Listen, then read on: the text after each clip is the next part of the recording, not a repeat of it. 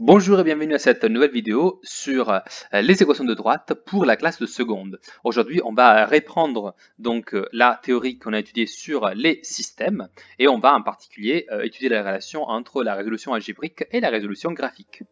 Commençons donc par la résolution des deux systèmes proposés. Vous voyez que dans le texte de l'exercice, il nous propose de les résoudre et donc ça veut dire de les résoudre algébriquement. En fait, quand c'est pas spécifié, c'est sous-entendu résoudre de façon algébrique, donc calculatoire. Et ensuite de vérifier, de contrôler les résultats graphiquement et éventuellement à l'aide de la calculatrice. D'accord? Donc, ce que l'on va faire, c'est qu'on va d'abord les résoudre d'un point de vue calculatoire. Alors, le premier système, du coup, je vais commencer par celui-là. Il présente deux équations, donc y égale à 2, et la deuxième équation, c'est x moins y égale à 3. Or, regardons la première équation. La première équation, c'est bien sûr, oui, une droite, mais il y a bien plus. Dedans, en fait, j'ai la valeur de y. Donc, si je sais que y est égal à 2, bah, je sais que ici, à la place de y, je peux écrire non plus y, mais 2. Car la première équation me donne son identité. Donc, j'écris x moins 2, il est égal à 3. Et maintenant, je peux aisément résoudre cette deuxième équation qui se trouve juste ici pour trouver la valeur de x. Alors, quelle sera sa valeur? J'écris du coup si et seulement si. Eh bien, qu'est-ce que je fais pour la résoudre? Je prends le moins 2 qui est là et je vais essayer de le porter de l'autre côté. Donc, je vais trouver y égale à 2 et x égale à 3 qui ne bouge pas, plus 2. Et donc, ça c'est si seulement si. Y est égal à 2, bien sûr, et x est égal à 5. Donc ici, j'ai trouvé le résultat de mon système, car j'ai une valeur pour y, la valeur y égale à 2 du coup, et une valeur pour x égale à 5. Donc ça veut dire que les deux droites, et ça je vais donc me l'écrire, les deux droites se croisent en quel point? Eh bien c'est le point 5, 2. Vous voyez, ce premier système a été plutôt simple. Maintenant, nous voulons résoudre du coup le deuxième. Alors allons le prendre et essayons de le résoudre maintenant. Alors qu'est-ce que j'ai écrit? Si et seulement si.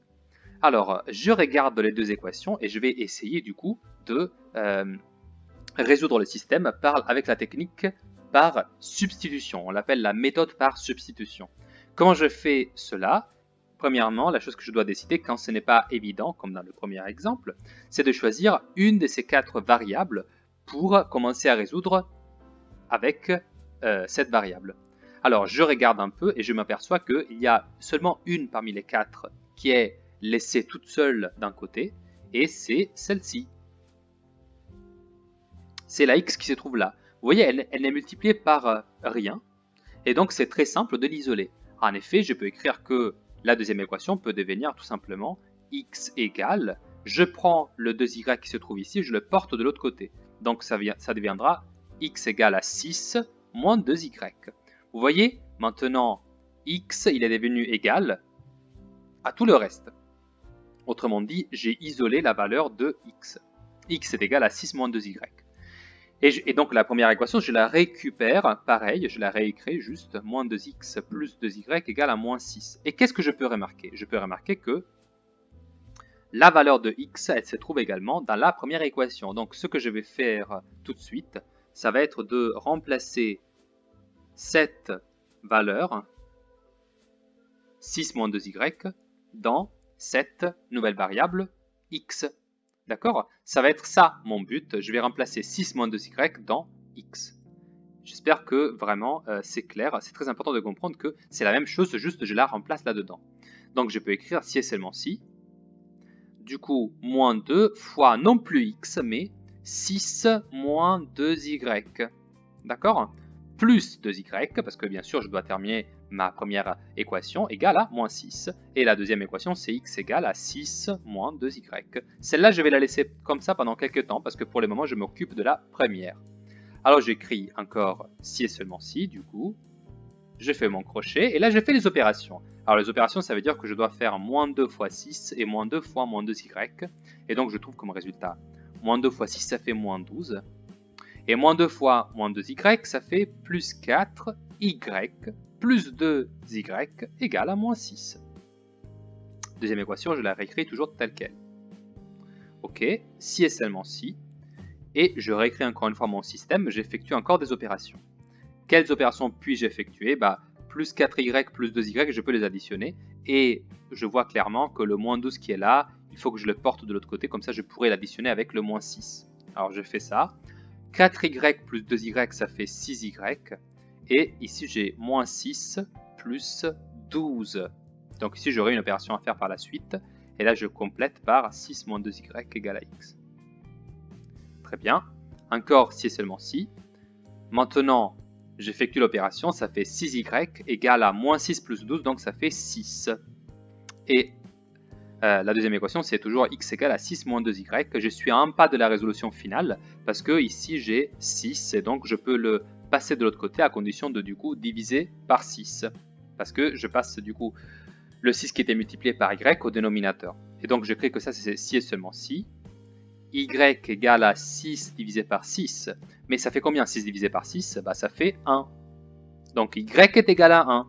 Et alors, je peux terminer par écrire que x doit être égal à 6 moins 2 fois, eh bien, comme ici j'avais la valeur de y, et je sais que y est égal à 1, autant la remplacer juste là. Parce que je sais que x est égal à 6 moins 2 fois y. Donc 6 moins 2 fois 1. Et ça fait du coup 6 moins 2, et 6 moins 2, ça fait 4. Autrement dit, si je veux tout conclure, je peux écrire si et seulement si y égale à 1, x égale à 4. Et alors, je peux rajouter la petite phrase, les deux droites se croisent en... Et du coup, ici, le point, il aura comme coordonnée 4,1. Très bien. Alors maintenant, il va falloir résoudre ce même exercice, mais cette fois-ci, graphiquement. Vous voyez, résoudre le système suivant et contrôler les résultats graphiquement. D'accord? Donc, contrôler les résultats graphiquement, eh bien, cela veut dire juste résoudre la même chose, le même système, mais graphiquement. Donc, je vais réaliser deux repères dans lesquels je vais placer les droites et vérifier qu'effectivement, le premier système a comme solution 5,2 et le deuxième, il a comme solution, on l'a vu, 4,1. Donc, on va commencer par réécrire, juste après avoir tracé les repères, les deux droites du premier système. C'était donc y égale à 2 et x moins y égale à 3. Premièrement, on remarque que cette équation-là est écrite en forme réduite. Ça va être utile pour la suite. Et la deuxième, c'est une forme cartésienne. Ou, pour mieux dire, ce n'est pas exactement encore en forme cartésienne, mais presque. Vous allez voir, en un seul passage, on va pouvoir la ramener à cette forme. Je vous rappelle que la forme cartésienne, c'est toujours la forme x moins y moins 3 égale à 0. Vous avez vu, ça m'a coûté presque rien de la porter en forme cartésienne, parce qu'en fait, le 3 qui se trouve ici, je le porte de l'autre côté. Et vous savez, la forme cartésienne, c'est quand tout est égal à 0. Donc une fois que j'ai porté le 3 de l'autre côté, ça devient la forme cartésienne. Donc pour le moment, je vais me concentrer plutôt sur celle-ci, parce que sur la forme cartésienne et la forme réduite, en fait, je sais comment trouver le coefficient directeur, ou pour mieux dire, un coefficient directeur de la droite. Mais commençons par la forme réduite. Dans la forme réduite, je sais que un coefficient directeur de la droite est donné par 1m. D'accord?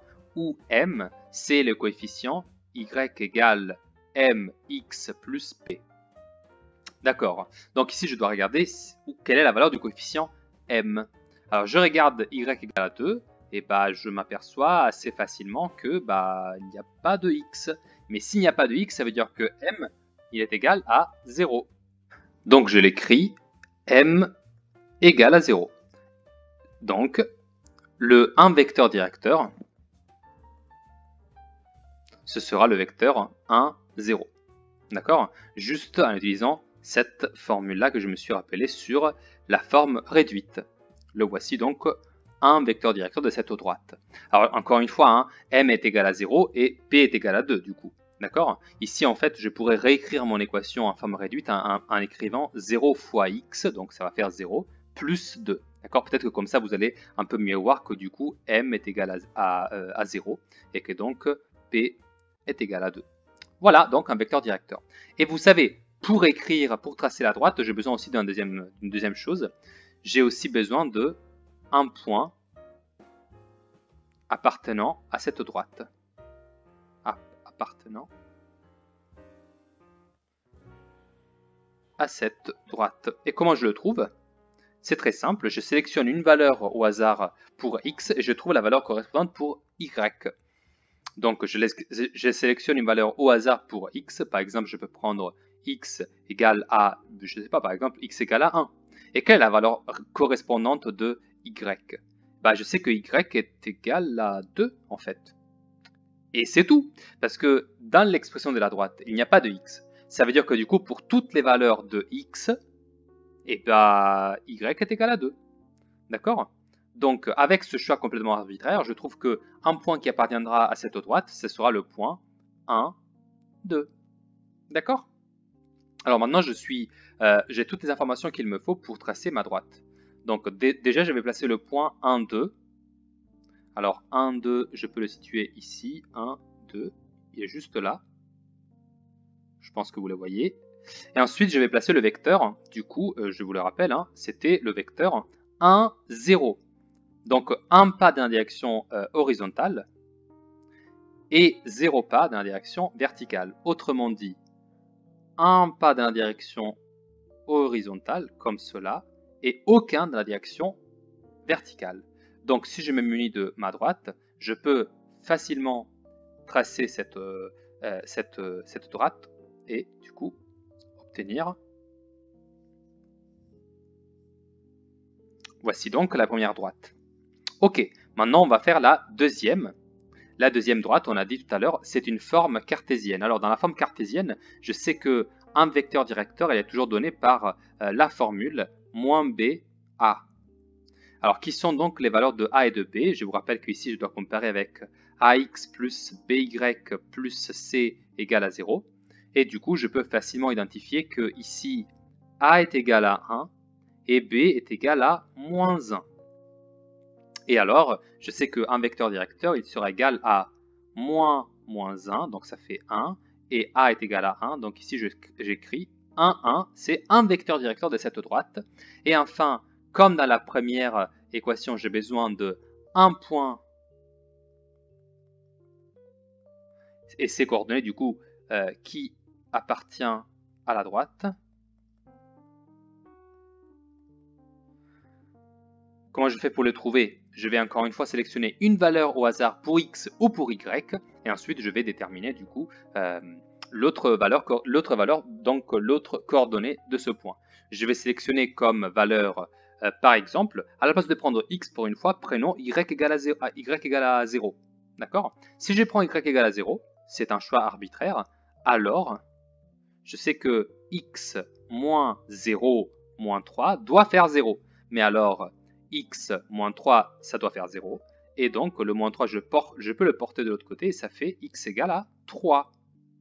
Donc, le point que j'identifie, c'est le point 3, 0. C'est ce point-là, du coup, qui va m'aider. D'accord? Et donc, je dispose de déjà un vecteur directeur pour cette droite et un point qui lui appartient. Donc, je vais pouvoir la tracer. C'est le point 3, 0 que je vais placer d'abord. Donc, 3, 0. Il se trouve là, 3, 0. Et ensuite, le vecteur, c'est le vecteur 1, 1. Alors, du coup, ça fait un pas dans la direction verticale et un pas dans la direction horizontale. Donc, un pas d'abord dans l'horizontale, un pas dans la verticale, et je me retrouve donc avec ce vecteur-là. Et donc, avec toutes ces informations, je peux tracer la deuxième droite. Je récupère ma règle, je vais la placer, et je trace. Et donc, je vais déterminer d'un point de vue graphique leur intersection. Et vous le voyez bien, l'intersection elle est située juste ici. Alors regardez, effectivement, si je prolonge pour lire quelle est son abscisse, je lis assez facilement que ça a la valeur 5 et que la valeur de l'ordonnée est 2. Donc si je regarde ce que j'avais trouvé d'un point de vue algébrique, eh bien, il est absolument confirmé. Vous voyez, c'est juste ici. Donc très bien. Cette représentation graphique confirme mon travail algébrique. J'en suis vraiment content. Maintenant, je passe au deuxième système. Et donc, je me suis écrit quelles étaient les deux équations correspondantes. Alors, ni l'une ni l'autre est en forme ni réduite ni cartésienne. Donc, je vais faire un petit travail pour les ramener en forme soit réduite, soit cartésienne. Alors, ce que je peux faire, c'est que pour les deux, je peux aisément les transporter en forme cartésienne. En effet, je peux juste écrire que ça, c'est équivalent à moins 2x plus 2y plus 6 égale à 0, parce que je porte le moins 6 de l'autre côté. Et pour cela, c'est x plus 2y égale, excusez-moi, moins 6 égale à 0. Donc ici, d'un côté, j'ai porté moins 6 à gauche, dans la première, et dans la deuxième, j'ai porté 6 à gauche, et donc il devient moins 6. Très bien. Alors maintenant, j'ai que à la fois celle-ci et celle-ci, elles sont toutes les deux écrites sous forme cartésienne. Ce dont je suis ravi. Parce que je sais que dans la forme cartésienne, du coup, un vecteur directeur, il s'exprime toujours comme moins BA. Et donc, je peux lire quelles sont les valeurs des coefficients. Alors, ça, c'est le premier coefficient, donc c'est A. Ça, c'est le deuxième coefficient, c'est B. Ça, c'est le troisième coefficient, c'est C. Et ici, du coup, ça, c'est le premier coefficient. Vous voyez qu'il n'est pas visible, mais ça veut dire que c'est sous-entendu, hein, c'est 1 fois X, du coup. Ensuite, j'ai plus 2 ici. Et C, c'est moins 6. Donc, je peux écrire que un vecteur directeur, ce sera moins 2, moins B et A. Et pour celle-ci, un vecteur directeur, ce sera du coup moins 2 toujours. Et A, c'est égal à 1, donc je l'écris juste ici. Et ensuite, je dois trouver un point qui appartient à cette droite. Alors, comment je vais faire? Très simple, je vais prendre par exemple la valeur x égale à 0. Et donc, chercher la valeur de y. Et du coup, je trouve moins 2 fois 0 plus 2 fois y égale plus 6 égale à 0. D'accord. Donc, je fais des opérations. Moins 2 fois 0, ça fait 0. Donc, il me reste juste 2y plus 6 égale à 0. Et ici, pour résoudre l'équation, je vais faire passer 6 de l'autre côté. Ça fait 2y égale à moins 6. Et donc, y égale à moins 6 divisé par 2. Et ça fait du coup moins 3. Donc, je trouve que mon résultat, 0, point virgule, moins 3. Voici donc le point pour la première. Maintenant, je fais la même chose pour la deuxième. Mais changeons la donne. Cette fois-ci, je vais prendre y égale à 0. Donc, la question c'est x sera égal à combien? C'est très simple. J'ai fait x plus 2 fois 0, du coup, moins 6 égale à 0. Alors, je fais l'opération. Ça fait x moins 6 égale à 0. Et donc, le moins 6, je le porte vers la droite. Et donc, je trouve x égale à plus 6. Voici donc la valeur. Et du coup, je sais qu'un point qui appartiendra à cette droite, ce sera le point 6,0. Voilà donc, j'ai trouvé mes deux points et je vais tracer mes deux droites. Alors, premièrement, je vais placer le point 0, moins 3. Alors, 0 c'est x, moins 3 c'est y, donc il est là. Et je sais que son vecteur directeur, c'était moins 2, c'est celui que j'ai trouvé, donc je vais le tracer en rouge. Moins 2, donc c'est moins 2 pas dans la direction des abscisses, ce qui correspond à peu près à ce parcours-là. Et moins 2 dans la direction des ordonnées, donc j'arrive jusqu'à moins 5 en descendant ainsi. Et donc le vecteur que j'identifie, c'est celui-là. Pour la deuxième droite, le point que j'avais identifié, c'était le point 6, 0. 6, 0. Donc ça veut dire que je suis placé juste là. X égale à 6, Y égale à 0. Et le vecteur directeur, c'était moins 2, 1. Donc moins 2 pas dans la direction des abscisses. Jusqu'à 4. Et ensuite 1, donc 1 pas dans la direction verticale. Et donc je trace le vecteur directeur de cette droite. Ce sera celui-là. Très bien, maintenant je vais pouvoir tracer mes deux droites. Donc je me munis de ma règle. Et du coup je vais tracer. Alors, la première droite, ce sera celle-là. Très bien. Et la deuxième, du coup, ce sera celle-ci. Excellent. Et maintenant, je vais lire quel est le point que j'ai déterminé avec leur intersection. Alors, je zoome un peu et je trouve que les coordonnées de ce point, ce sera du coup assez précisément quand même, ce sont les coordonnées 4, 1. Or, il s'avère que quand j'avais résolu d'un point de vue algébrique, j'avais trouvé exactement la même solution, donc les valeurs 4 et 1 que j'avais trouvées auparavant. Donc voilà, la résolution algébrique, elle est concorde à la résolution graphique. Et ça, c'était vrai du coup pour les deux systèmes. Voilà, je vous remercie pour votre attention jusqu'ici et je vous dis donc à bientôt pour une prochaine vidéo.